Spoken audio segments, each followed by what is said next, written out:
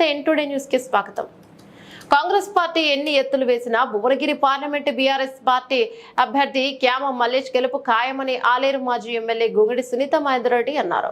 బొమ్మల రామారం మండల కేంద్రంలోని మీడియా సమావేశం నిర్వహించారు. ఈ సందర్భంగా మాజీ MLA Gongadi Sunitha Bhuvanagiri parliament BRS అభ్యర్థి క్యామ మల్లేష్ మాట్లాడుతూ కాంగ్రెస్ పార్టీ ఎలక్షన్ కమిషన్ ను తప్పుదోవ పట్టించి కేసీఆర్ ను 48 గంటల పాటు ప్రచారం చేయకుండా చేయడం హేయమైన చర్య అన్నారు. సింహం బయటకొస్తే తట్టుకోలేరని అన్నారు. రేవంత్ రెడ్డి కాస్కో విజయం మాదే అని ధీమాను వ్యక్తం చేశారు. భువనగిరి పార్లమెంట్ ఎలక్షన్ లో 1,00,000 మెజార్టీతో గెలుపు ఖాయమన్నారు. అనంతరం భువనగిరి పార్లమెంట్ అభ్యర్థి క్యామ మల్లేష్ తో పాటు మండలంలోని మేడిపల్లి, పక్కీర్గూడెం, మైలారం, నాగినేనిపల్లి, మరియాల మరియు చౌదరపల్లి, కేకే తండ, మాచన్పల్లి గ్రామాలలో ఎన్నికల ప్రచారం నిర్వహించారు. ఈ కార్యక్రమంలో జిల్లా పరిషత్ చైర్మన్ ఎలిమినేటి సందీప్ రెడ్డి, మాజీ ఎమ్మెల్యే బూడిద భిక్షమయ్య గౌడ్, కల్లూరి రామచంద్రారెడ్డి, సుధగాని హరిశంకర్ గౌడ్, మండల అధ్యక్షుడు పోలోగోని వెంకటేష్ గౌడ్, PSCS చైర్మన్ గుదేబాల నరసింహ మరియు భువనగిరి మార్కెట్ కమిటీ మాజీ వైస్ చైర్మన్ కుషంగాల సత్యనారాయణ, జూపల్లి భరత్, మల్లేష్, మైలారం రామకృష్ణ, బండి మహేష్ గౌడ్, కుర్మిల్ల దామోదర్ గౌడ్, బట్కీర్ బిరప్ప, బుడుమ వెంకటేష్ నరసింహ ముఖ్య నాయకులు పాల్గొన్నారు. కేసీఆర్ గారి మీద పెట్టిన నిషేధం 48 గంటల ప్రచారంలో నిషేధం ఏదైతే పెట్టినారో ఆ నిషేధం వల్ల పార్టీ కార్యకర్తలలో ఒక కసి పెరిగింది, ఒక కక్ష పెరిగింది. మనల్ని ఈ విధంగా వేటాడుతూ అనేక రకాలుగా పార్టీని తొక్కిపెట్టాలని, కేసీఆర్ గారి గొంతుకను నొక్కిపెట్టాలని ఎవరైతే ఆలోచిస్తున్నారో వాళ్ళకు తగిన గుణపాఠం చెప్పాలని చెప్పి ఈరోజు ప్రజలు ఒక నిర్ణయం వర్తిస్తూ ఉంది. ప్రజలలో నిన్నటి నుంచి కూడా ఆందోళన. చాలా మంది ఫోన్లు చేసి కేసీఆర్ గారిని ఎట్లా ఓడగొట్టుకుంటాం, ఆయన రాకుండా చేస్తారట, ఎట్లా రాకుండా చేస్తారు, మేము నిలబడతాం ఆయన కోసం, నిలబడకుండా చూస్తాం అని ఈ విధంగా కోపంగా మాట్లాడుతూ ఉన్నారు ప్రజలు. నిజంగా ఈరోజు కాంగ్రెస్ పార్టీ, బీజేపీ పార్టీ రెండు కూడా జాతీయ పార్టీ. ఎక్కడ కూడా ప్రాంతీయ పార్టీలను ఎదగకుండా చూసే బాధ్యత ఈ రెండు పార్టీలు తీసుకున్నాయి. మేము తప్ప ఇంకొకటి మిగలొద్దు అనేది వాళ్ళ ఆలోచన. రెండు కూడా స్కామ్ చేసే పార్టీలు, రెండు జాతీయ పార్టీలు కూడా స్కామ్ చేసే పార్టీలు.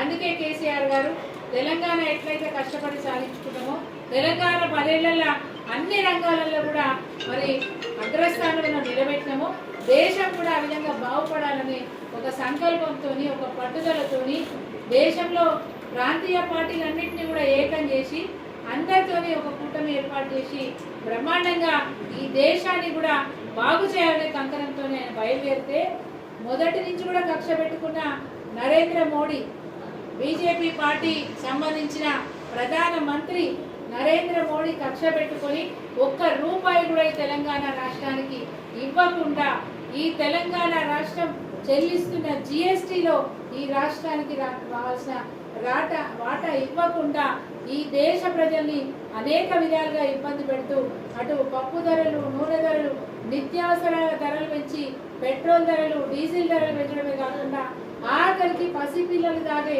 పాల మీద కూడా పన్ను వేసి, చేనేత కళాకారుల నూలు మీద కూడా పన్ను వేసి, రోటీ, కపడా, మకాన్ ఈ 3 ఇవ్వాలి ప్రజలకు అని చెప్పి రాజ్యాంగంలో ఉంది.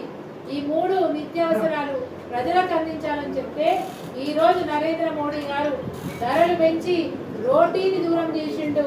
ఈరోజు నూలు మీద మరి పన్నులు వేసి ఈరోజు బట్టల ధర పెంచేసి ప్రజల బతుకుల్ని ఆనందం చేస్తా ఉన్నాడు. ఇగో ఈ విధంగా నరేంద్ర మోడీ పాలన ఉంటే, ఇంకొక వైపు కాంగ్రెస్ పార్టీ రేవంత్ రెడ్డి వెన్నులో వణుకు పుడతా ఉంది. మొన్నేదో గాల్లో గెలిచినాం, అబద్ధాలు ఆడి గెలిచినాం, జూటా మాటలు మాట్లాడి గెలిచినాం, రేపు ఈ పథకాలు ఇవ్వకుండా ఎగ్గొట్టాలంటే ఈ ఎన్నికలలో మళ్ళీ ఓట్లు వేయించుకోవాలని మళ్ళా జూటా మాటలు మొదలు.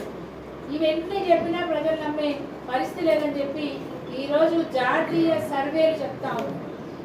జాతీయ స్థాయిలో పనిచేస్తున్న మీడియా సర్వేలు చెప్తా ఉన్నాయి. గ్యారంటీగా ఈరోజు తెలంగాణ రాష్ట్రంలో బీఆర్ఎస్ పార్టీకే అత్యధిక సీట్లు రాబోతా ఉన్నాయి. కాంగ్రెస్ పార్టీ 2 సీట్లకే పరిమితం అయిపోతుందని చెప్పేసి టోటల్గా జాతీయ స్థాయిలో ఉన్న మీడియా సర్వేలన్నీ కూడా చెప్తా ఉన్నాయి. దీంతో వణుకు పుట్టిన రేవంత్ రెడ్డి అక్రమ మార్గంలో ఈరోజు కేసీఆర్ గారిని ఆపాలి. ఇప్పుడు తెలంగాణ రాష్ట్రంలో పరిస్థితి ఎట్లుందంటే, తెలంగాణ రాష్ట్రంలో ఎన్నికల సమయంలో బస్సు యాత్రకు ముందెట్లుంది, బస్సు యాత్ర తర్వాత ఎట్లుందని చర్చించుకునే పరిస్థితి వచ్చింది. అంటే రోజు రోజుకి బీఆర్ఎస్ పార్టీ గ్రాఫ్ పెరుగుతా ఉంది, ప్రజలలో కేసీఆర్ గారి పైన విశ్వాసం పెరుగుతా ఉంది. ఈరోజు నేను ప్రత్యేకంగా చెప్పక్కర్లేదు, మీడియా ద్వారా కానీ ప్రెస్ ద్వారా కానీ కంప్లీట్గా ప్రజలందరూ రాష్ట్ర వ్యాప్తంగా దేశవ్యాప్తంగా చూస్తూ ఉన్నారు. ఆయన ఎక్కడికి పోయినా, ఏ జిల్లాకు పోయినా ప్రజలు పెద్ద ఎత్తున పాల్గొంటున్నారు. ఆయన కార్యక్రమాల్ని, ఆయన సభల్ని, ఆయన రోడ్ షోల్ని బ్రహ్మాండంగా విజయవంతం చేస్తూ ఉన్నారు. ఒక ఎదురులేని నాయకుడుగా ఈరోజు తెలంగాణ రాష్ట్ర వ్యాప్తంగా బీఆర్ఎస్ పార్టీ అధినాయకుడిగా, తెలంగాణ రాష్ట్ర సాధకుడుగా, మరి ఈరోజు తొలి ముఖ్యమంత్రిగా తెలంగాణ రాష్ట్రం అంతా కూడా తిరుగుతూ తెలంగాణ ప్రజల్ని జాగృతం చేస్తూ ఒక్కసారి మోసపడుతున్నారు, రేపటి నాడు ఈ మోస మీకు ఉండొద్దంటే మళ్ళీ ఈరోజు కాంగ్రెస్ పార్టీకి బుద్ధి చెప్పాలి. బీజేపీ పార్టీ మనకు నష్టం చేసింది, మన బతుకులు ఆగం చేసిందని చెప్పి ఆయన ప్రచారంలో మాట్లాడుతూ ఉంటే ఓర్వలేని కాంగ్రెస్ పార్టీ ఈరోజు ఎలక్షన్ కమిషన్కు ఫాల్స్ కంప్లైంట్ ఇచ్చి ఈరోజు దాని మీద 48 గంటలు ఎలక్షన్ కమిషన్ మరి నిషేధం విధించడం అనేది నిజంగా దురదృష్టకరం. మరి ఈసీ కూడా, ఎలక్షన్ కమిషన్ కూడా ఈరోజు మీ ద్వారా విజ్ఞప్తి చేస్తూ ఉన్నాం, మీకు వచ్చిన కంప్లైంట్లను పూర్తిగా పరిశీలించిన తర్వాత నిర్ణయం తీసుకోవాలని చెప్పి మిమ్మల్ని కోరుతా ఉన్నాం. ఇది తొందరపాటు చర్యగా మేము అనుకుంటా ఉన్నాం. కాంగ్రెస్ పార్టీ ఒక పొలిటికల్ పార్టీ, తప్పకుండా ఇంకొక పార్టీ మీద బురద జల్లే ప్రయత్నం చేస్తుంది. వారు ఇచ్చిన కంప్లైంట్ ఏంటి, సిరిసిల్లలో వారు ఎలక్షన్ ప్రచారం అని చెప్పినారు. వాస్తవంగా సిరిసిల్లకు సార్ వెళ్ళింది, రైతులు మరి బాధపడతా ఉన్నారు, వాళ్ళ పంట పొలాలు ఎండిపోయినాయి. గతంలో మనం గోదావరి జలాలు ఇస్తే బ్రహ్మాండంగా పంటలు పండించుకున్నారు. ఈరోజు పంట చెప్పలే, బీఆర్ఎస్ పార్టీ గురించి చెప్పలే, ఆయన కాంగ్రెస్ పార్టీ గురించి మాట్లాడలే, బీజేపీ పార్టీ గురించి మాట్లాడలే, రాజకీయాలే మాట్లాడాలి. అట్లాంటి వ్యక్తి మీద ఫాల్స్ కంప్లైంట్లు ఇచ్చి ఈరోజు మీకు అధికారం ఉంది కదా, మేం చెప్తే అదే కరెక్ట్ అనుకుంటారు అనుకుని మీరు మీ ఇష్టం ఉన్నట్టు చేస్తూ ఉన్నారు.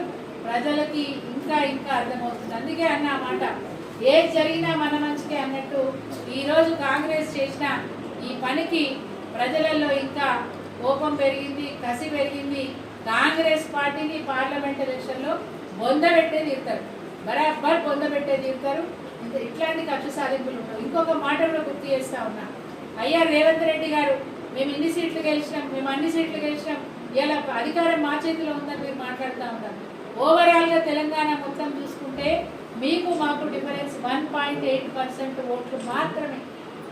అంటే 1000 ఓట్లలో 18 ఓట్లు మీకు ఎక్కువ పడ్డాయి, అంతే తప్ప సీట్లు పెరిగినాయి అని చెప్పి అహంకారంతో మాట్లాడుతున్నావు. నీ భాష మాట్లాడలేదు, నీ బాలేదు, నీ తీరు బాగలేదు, నువ్వు మాట్లాడితే ప్రజలు అసహించుకుంటా ఉన్నారు. ఇక నీ చేసే పనులు అసహ్యకరమైన పనులు కాకుండా, నీ మాటలు ఎదుటి వాళ్ళని బాధించే విషయంగా కాకుండా, ఈరోజు ఆఖరికి నీ కక్ష ఎక్కడి దాకా పోయిందంటే కేసీఆర్ గారు ఊళ్ళల్లో పడి తిరుగుతుంటే నా పని కథమైందని భయపడ్డావు. నీ వెన్నులో వణుకు పుట్టింది కాబట్టి ఈరోజు నువ్వు కేసీఆర్ గారిని ఆపాలని ఒక కుట్రపూరితమైనటువంటి కార్యక్రమం చేసినావు. నువ్వు 48 గంటలే ఆపగలిగినావు. ఆ తర్వాత మళ్ళా పులి బయటకు వచ్చిందంటే తట్టుకోలేవు రేవంత్ రెడ్డి. నీ పని అయిపోయింది, కథం అయిపోయింది. నీ తలరాత నువ్వే రాసుకున్నావు, రాసుకున్నావు, అయిపోయింది, నీ కథం అయిపోయింది. ఈ రోజు నువ్వు ఏదైతే పని చేసినావో ఆ పని వల్ల నీకు తీవ్రమైన నష్టం జరుగుతుంది.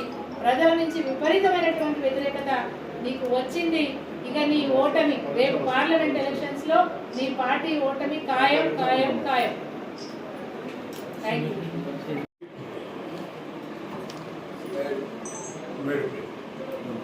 మేడిపల్లి ఎంపీటీసీ పరిధిలో ముఖ్య నాయకుల సమావేశాన్ని ఏర్పాటు చేసుకొని బొమ్మలరామారం మండల కేంద్రానికి వెళ్ళడం జరుగుతుంది. కేసీఆర్ గారు చేసిన అభివృద్ధి సంక్షేమ కార్యక్రమాలు, నిన్న మొన్న అబద్ధ మాటలతో వచ్చిన అధికారంలోకి వచ్చిన రేవంత్ రెడ్డి గారి ప్రభుత్వానికి 4 నెలల్లోనే ప్రజలు విసుగు చెంది వ్యతిరేకత ఏ ఒక్క హామీని కూడా నెరవేర్చకపోక ఈ తెగులుబాటి మాటలు చెప్తే ప్రజలు తీవ్ర వ్యతిరేకత ఉన్నారు.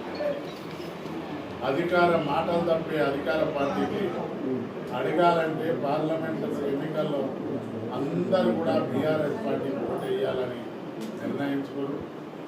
ఈ పార్లమెంటు పరిధిలోని నాయకులు, మా కార్యకర్తలు, మా పార్టీ నాయకులు అందరూ కూడా సమన్వయంతో బాగా పనిచేస్తూ తప్పకుండా ఈ పార్లమెంట్ నుండి 1,00,000 ఓట్ల మెజార్టీతో నేను